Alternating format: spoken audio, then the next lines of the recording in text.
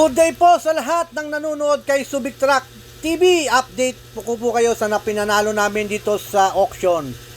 Isa pong Isuzu na forward wing van 6HK1-1 and then 6 stud.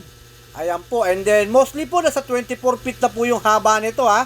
And then steel flooring po. Ito po yung loob ng kanyang cabin. Palisilip ko sa inyo ha. May stereo po. Gumagana po yung stereo. 6 stud. And then handbrake. Ito po yung loob ng kanyang cabin ha. With back seat po yan. With back seat. Ayan. Maganda po yung malinis po yung loob ng kanyang cabin. And then may monitor pero hindi na gumagana ha. Ayan po ha. Papasilip ko po sa inyo yung loob ng cabin. And then dito naman tayo sa side grill sa sa side niya oh.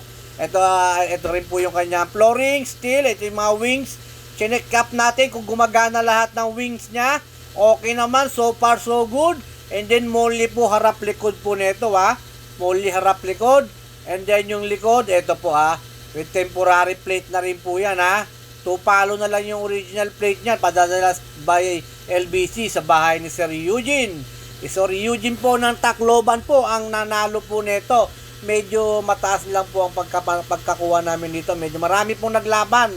Alam niyo naman pag napakaganda ng truck, maraming naglalaban. Halos lahat naman po nabili pero lahat magaganda.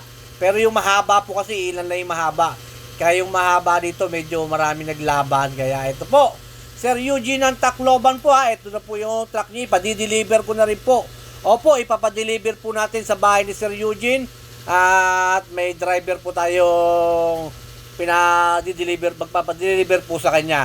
Ayan po, at mag-aantay na lang Sir Eugene sa kanyang bahay. Ito po si Sir Eugene ng Tacloban. Maraming salamat po, Sir Eugene.